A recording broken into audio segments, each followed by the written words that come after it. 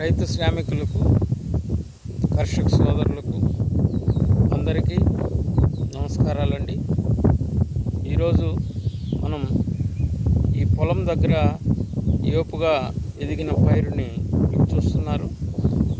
So ఈ విధంగా మనకి తక్కువ ఖర్చుతో అధిక దిగుబడిని పొలం ద్వారా మనం సాధించడానికి ఏ సూచనలు పాటించాలో మీకు తెలియజేయాలనుకుంటున్నాను. దయచేసి అందరూ శ్రద్ధగా వినండి. ఎందుకనంటే ఈ రోజుల్లో ఎక్కువగా రైతు తక్కువ దిగుబడి వచ్చి తీవ్రంగా నష్టపోయి అప్పుల్లో కూరుకుపోతున్న సందర్భం కనుక అందరూ కూడా మొదట దుక్కుదున్న సమయంలోనే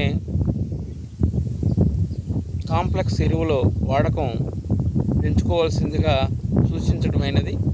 ఎందుకనంటే అవి మొక్క బలంగా వేర్లు భూమిలోకి వెళ్ళడానికి సహకరిస్తాయి.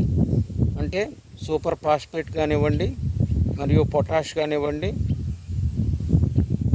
మరియు 20-20 ఎరువుల వాడకాన్ని మీరు కనుక ఆఖరు దుక్కులో వేసుకున్నట్లయితే మొక్క ఎదుగుదలకి అది బాగా సహకరించి వేర్లు ఎంత ఎక్కువగా భూమిలోనికి వెళ్తే అంత ఎక్కువ దిగుబడి అనేది మన రైతులకు అందరికీ కూడా వస్తుంది.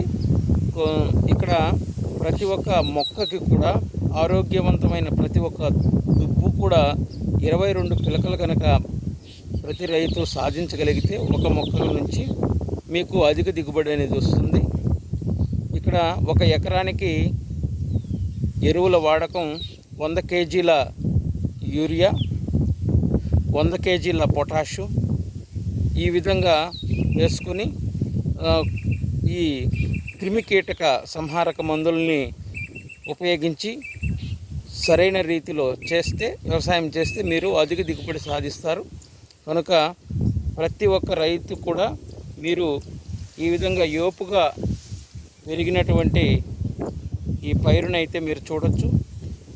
తద్వారా మీకు అధిక దిగుబడి అనేది సాధ్యమవుతుంది. 22 పిలకలు సాధించి తద్వారా ఎక్కువ దిగుబడిని మీరు సాధించవచ్చు. ధన్యవాదములు.